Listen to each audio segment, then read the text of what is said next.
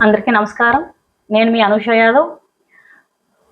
ఈరోజు చాలా బాధాకరమైన విషయాన్ని సోషల్ మీడియా వేదిక ద్వారా మీతో పంచుకుందాం అనుకుంటున్నాను. ఒక జీవితం, ఒక కుటుంబ భవిష్యత్తు కోల్పోయిన సంఘటన కాకినాడ జిల్లాలో జరిగింది. ఒకసారి ఈ విజువల్స్ చూడండి. ఈ సంఘటనకు సంబంధించిన విషయాలను నేను మీతో తర్వాత పంచుకుంటాను.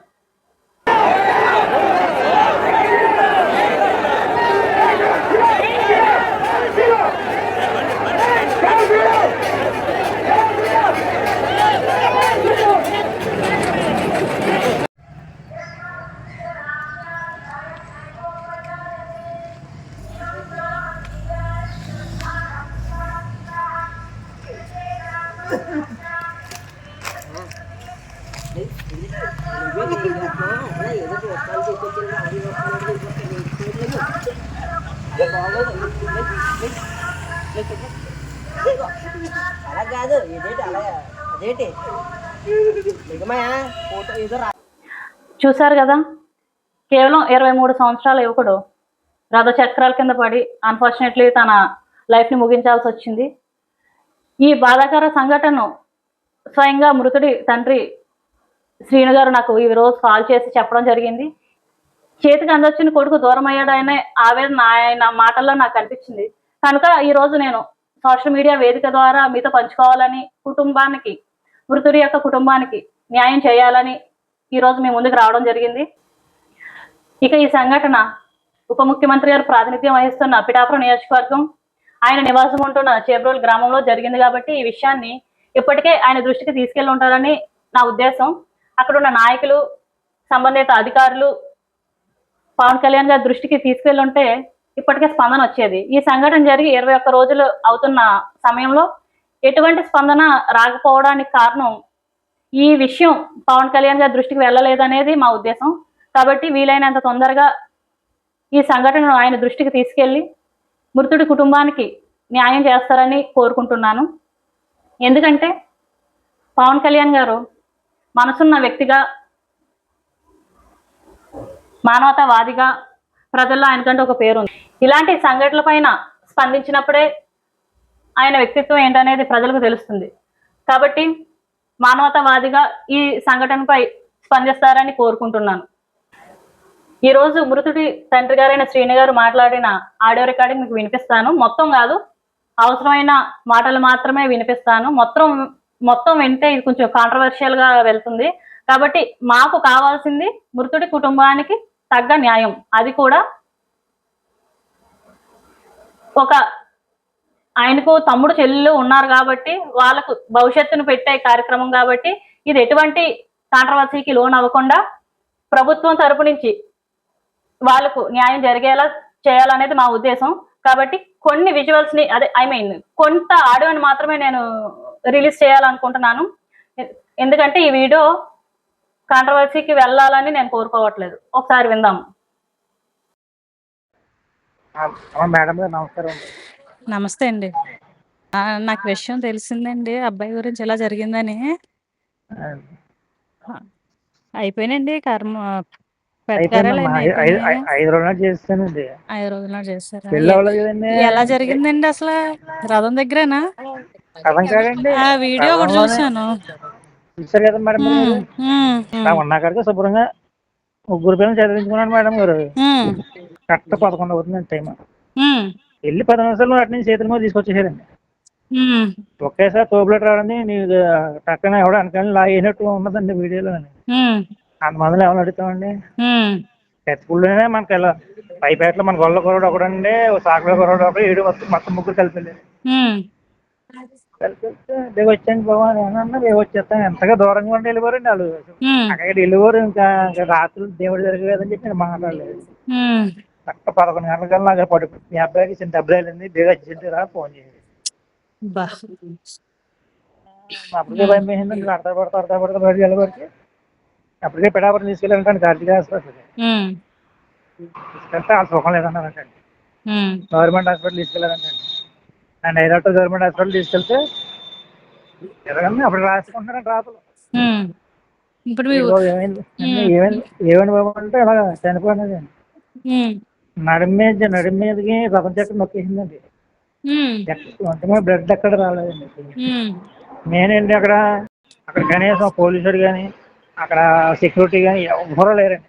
ఉమ్, అక్కడ ఎవరైనా ఉంటే తాడెట్టుకున్నా పోలీసుడు కర్రట్టుకుని నుంచున్నా ఈ ప్రమాదం జరగకపోయింది. ఉమ్, నాన్న నాదులు దాకి కుర్రోళ్ళు అందరూ వెళ్ళిపోవడం ఒకేసారి తోపులాడు వచ్చండి.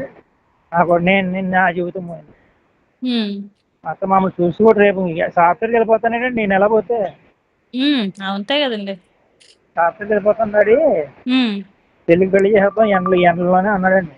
ఉమ్, పిల్లలంటే డిగ్రీ అయిపోతుంది కదా, ఉమ్, చేసేద్దాం పెళ్లి చేసేద్దాం, నేను సాఫ్ట్వేర్ అయిపోతాం చేసి నేను ఇంకో 2 నెలలుగా చేస్తాను. అలాగే బాబు నీ ఇష్టం, ఉమ్, నాతో పని ఏముంటుందంటే మీరు ఎదిగారు కదా, నేను ఎంతో ధైర్యం పడ్డానండి. ఉమ్, ఇవాళ నాకు పొంగ తీసేసి నన్ను అడగ చేసినట్టు అయిపోయిందండి. రేంజ్లో కూడా నాకు పాల్పోతలేదు. ఉమ్, ఆయాలు వచ్చారండి గుడి దగ్గరికి. ఆయన కూడా అన్నాడు అక్కడ సరైన ప్రొడక్షన్ అక్కడ జరిగి పాపం అమాయకుడు బలి అయిపోయాడు అని చెప్పేసి అన్నారండి. ఉమ్, ఎప్పుడు జరగలేదన్నారు. సరే బాబు నాకు ఏం చేస్తారండి. ఉమ్, అక్కడ ఊకొని బేరలు ఆడుతున్నారండి. లోన మనిషిని పెట్టి ఉమ్, డిమాండ్లో ఉన్న గుడి ఇది, మీరేం ఏదో చెప్పండి లేకపోతే గొడవ ఇబ్బందిగా ఉంటుంది, డ్యూటీలో ఉన్న పోలీసులు ఉద్యోగాలు పోతాయి, ఇవి మాట్లాడుకుంటున్నారండి. నాకేం బుర్ర పని చేస్తలేదు. ఉమ్, అవును. ఏదో అనుకుంటున్నారని బుర్ర పని చేస్తలేదు. అయితే ఉమ్, అప్పుడు నేను బాబు ఇది ఏమవుతుంది మీరేది పడండి, రాత్రి 11 గంటల నుంచి ఇంజిన్ గొడుగులాగా నా చుట్టుపక్కల ఆడాలి నల్ల కూకున్నారండి. ఉమ్, ముందు అర్జెంట్గా అబ్బాయి ఇచ్చేస్తే నేను ఏదో చేసుకుంటాను పట్టుకు మీరు నా కొడుకు తల మీద 1 రూపాయి కూడా నేను తీసుకోనండి. ఉమ్, దాని మీద చెయ్యి కూడా అయితే నాకు పాపం వెళ్తుందండి. ఆ ఆత్మశాంతి ఉండదండి. ఉమ్, నేను అంటుకోనండి. నాకు 1 రూపాయి కాదు బాబు మీ కాల్ పెట్టుకుంటాను వెళ్ళిపోయినాను. ఉమ్, అయితే ఏం చేయమంటావు అటు అన్నాడు. ఉమ్, ఏమన్నా చేసిలో ఉంటుంది. నాకు 2 పిల్లలు, నా పాపకు 19 సంవత్సరాలు, ఉమ్, అబ్బాయి ఉన్నాడండి 18 సంవత్సరాలు. ఉమ్, ఇద్దరు వాడి కోసం నాకు ఆయన చేతిలో పెట్టేస్తారు. నేను తప్పుకుందని చూస్తే నా చేతిలో పెట్టి చాడు తప్పుకున్నాడు. ఉమ్, ఇప్పుడు నేను ఏం చేయాలి, ఏం పని చేయని తెచ్చుకు నేను ఉన్నాను. ఉమ్, వాళ్ళకి ఏ ఆదరణ చేయలేను. ఉమ్, ఏం చేస్తాను, నా పిల్లలిద్దరి మొఖం చూసి మీరు చేస్తారు, నాకు ఏదో న్యాయం చేస్తారని వచ్చారు కాబట్టి నా గుమ్మలోకి చెట్ట పాయింట్ అడిగారు. ఉమ్, అడిగానండి. భయం అడుగుతామండి. ఉమ్, నా పిల్లలకి ఏదో చేయండి, ఉమ్, అంతేగాని వేరే డబ్బులు కానీ ఇది ఉమ్, డబుల్ ట్రాఫిక్ ఏదో ఉమ్, రకంగా ఆ రకంగా ఈ రకంగా మబ్బి మాటలు పెట్టద్దండి. మీరు ఉమ్, చేద్దారనుకుంటే నా కొరలు ఎదురుకుంటున్నారు పాప అబ్బాయి. ఉమ్, నేనేదో ఓ దరికి వెళ్తారనుకున్నా, ఓ దరికి అయిపోయింది బతుకు. మీరు అవును. చేస్తే చేయండి, ఉమ్, లేదంటే బాబు నమస్కారం అండి. అబ్బాయి వదిలేమండి, మీరు ఎక్కడ ఉమ్, సంతకాలు పెట్టద్దు, చైన్లు పెట్టద్దు అని చెప్పేసి ఈ ఉమ్, కాగితాలు పట్టుకుని వెళ్ళండి, పవన్ కళ్యాణ్ గారు దృష్టికి తీసుకెళ్తామని చెప్పేసి ఉమ్, అక్కడ నుంచి వెళ్ళిపోయారు. ఉమ్, ఎక్కలేదు. ఉమ్, ఇవాళ జరిగి 21 రోజు ప్రతిసారి జరిగిందండి గొడవ. ఉమ్. 21 రోజు అయింది ఇవాళకి. నాకు తెలిసి ఈ విషయం పవన్ కళ్యాణ్ గారి దాకా వెళ్ళి ఉండదండి. వెళ్ళనిస్తలేదు నీళ్ళు, వెళ్ళదు, వెళ్ళుండదు, వెళ్ళనివ్వరు. వెళ్ళనిస్తలేదు. నేను ఉమ్, ఏమంటారు చెప్పండి దాన్ని బట్టి. మీకు అంతే అండి ఉమ్, శ్వాసల భాగంగా మీకు అన్ని చెప్పేసి జరిగినాయి. ఉమ్, ఇవాళ ఫోన్ లిఫ్ట్ చేస్తలేదు, నేను అంటుకోవట్లేదు, ముట్టుకుంటలేదు. ఉమ్, అదే నా పరిస్థితి. ఉమ్.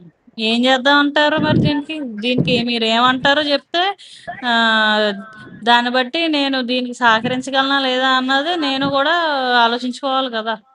అది కదమ్మా నేనైతే సమస్య మేడం వైపే గారు నిలబడతాను. అండి. నేనైతే సమస్య ఎక్కడ ఉందో అక్కడే నిలబడతాను, మీ వైపే ఇప్పుడు నిలబడతాను. నాకు జరిగిన అన్యాయం ఇది మేడం గారు. ఉమ్, నాకు జరిగిన అన్యాయం జరిగింది ఇది 21 సంవత్సరం అయిందండి. ఉమ్, అక్కడ ప్రొటెక్షన్ సరిగ్గా లేక మా అబ్బాయి చనిపోయాడు మేడం గారు. ఉమ్, ఒక్క ఊని కూడా నా మనిషి లేకని ఉమ్, మా అబ్బాయి చనిపోయాడు. ఉమ్, ఆడు చనిపోయినా ఆత్మశాంతి లేకుండా అన్నాడు. ఇలా ఉమ్, ఉంది పరిస్థితి. ఉమ్. ఓ ఎవరికైనా పని చెప్పుకుంటే చేద్దామండి. ఇప్పుడు ఇంకా లేని అబ్బాయిని ఎలాగ తీసుకురాలేము, ఉన్న అబ్బాయికి ఏదో ఒక దారి చూపించమని డిమాండ్ నేను చేద్దాము. నేను ఏదో ఒక రోజు అలా వస్తాను.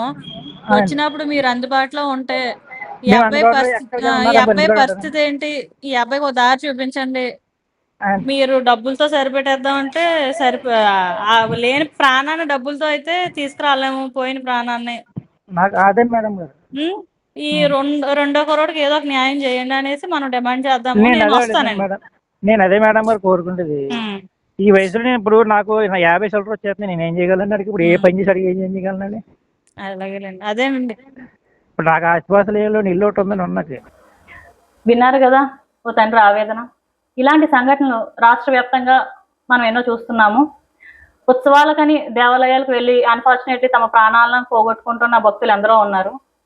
ఉదాహరణకు తిరుపతి, సింహాచలం, శ్రీకాకుళం జిల్లాలోని కాశీబుగ్గ వంటి క్షేత్రాల్లో మనం ఇలాంటి సంఘటన చూసి ఉన్నాము. ఈ సందర్భంగా దేవాదాయ శాఖ వారికి చిన్న విజ్ఞప్తి చేస్తున్నాను. అదేంటంటే రథానికే కనుక ఇన్సూరెన్స్ ఉండుంటే రథం కింద పడి ప్రాణాలు పోగొట్టుకున్న వారికి ఒక 50 లక్షల రూపాయల ఇన్సూరెన్స్ ని ఇచ్చేలా చేస్తుంటే ఈ రోజు ఈ మృతుడి కుటుంబం అన్ని విధాల న్యాయం పొందేదని నా ఉద్దేశం. కాబట్టి ఈ విషయం మీద ఒకసారి దృష్టి సారిస్తారని దేవాదాయ శాఖ వారికి విజ్ఞప్తి చేస్తున్నాను. అలాగే కలెక్టర్ గారికి చిన్న విజ్ఞప్తి, అదేంటంటే కారుణ్య నియామకం ద్వారా మృతుడు చెల్లెలు లేదా తమ్ముడు ఉన్నారు, ఇద్దరిలో ఎవరో ఒకరికి ఉద్యోగం కల్పిస్తారని కోరుకుంటున్నాను. ఒకవేళ మరో మార్గం కూడా ఉంది, దేవాదాయ శాఖలో ఇద్దరు చదువుకుని ఉన్నారు కాబట్టి ఎవరో ఒకరికి దేవాదాయ శాఖలో ఉద్యోగం కల్పిస్తారని మనస్ఫూర్తిగా కోరుకుంటున్నాను. మృతుడి కుటుంబంలో పెళ్లి కావాల్సిన అమ్మాయి ఉంది కాబట్టి ఆ కుటుంబానికి పెద్దన్నలా మారి కుటుంబ పరిస్థితిని అర్థం చేసుకుని ఉప ముఖ్యమంత్రి గారు తక్షణ చర్యలు చేపడతారని కోరుకుంటున్నాను. ఈ విషయాన్ని పవన్ కళ్యాణ్ గారి దృష్టికి తీసుకెళ్తారని సోషల్ మీడియా, ప్రింట్ మీడియా, అలాగే electronic media, news channels, paper వారిని, మరీ ముఖ్యంగా జనసేన నాయకులను కోరుకుంటున్నాను. Thank you. జై హింద్.